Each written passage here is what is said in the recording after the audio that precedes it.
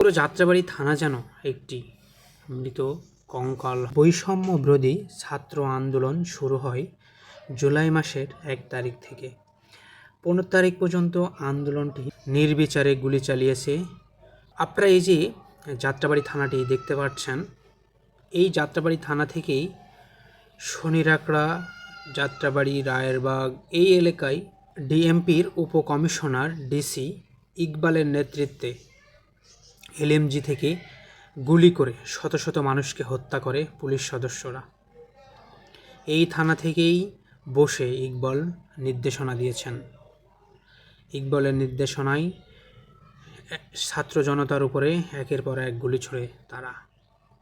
সর্বশেষ গত 5 আগস্ট তৎকালীন প্রধানমন্ত্রী শেখ হাসিনা বাংলাদেশ থেকে আন্দোলনটি সুন্দর পরিবেশে হয়ে আসলেও সর্বশেষ 15 জুলাই ছাত্রলীগ সন্ত্রাসীরা শিক্ষার্থীদের পরে অতর্কিত হামলা চালায়।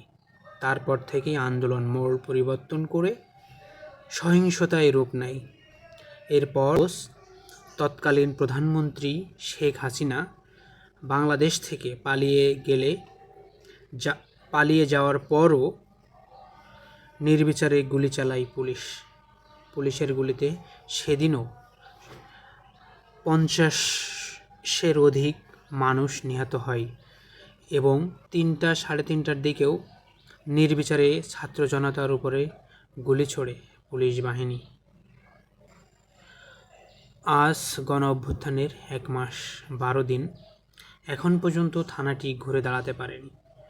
বাইরের একটি টিন শেডের নিচেই চলছে ডিউটি পোস্ট এবং থানা ভবনে চলছে মেরামত কাজ। এই ডিউটি পোস্টের দেওয়ালে লেখা রয়েছে বিভিন্ন বাণী ও আঁকা আছে সৌম্য বিদ্রোহের পেইন্টিং। যাত্রাবাড়ি 7 তলা এই ভবনটি পুরোটাই জ্বালিয়ে দেয় ছাত্র জনতা, অভিযোগ করে পুলিশ। তবে স্থানীয়রা বলছেন এই থানা থেকে পুলিশ সদস্যরা বের হয়ে যাওয়ার সময় জনতার উপর গুলি ছুড়তে যায়। ওই সময় তারা নিজ থেকেই থানা জ্বালিয়ে দিয়েই বের হয়ে যায়। পরে এই দোষ জনতার উপর চাপানো হয়েছে। তবে আমরা এর সত্যতা খোঁজার চেষ্টা করছি। থানা ভবন এরিয়াতে গিয়ে দেখা যায় আলামতের গাড়ি, পুলিশের গাড়ি সহ বিভিন্ন গাড়ি পড়ে আছে। পুরো যাত্রাবাড়ি থানা যেন একটি মৃত কঙ্কাল হয়ে আছে।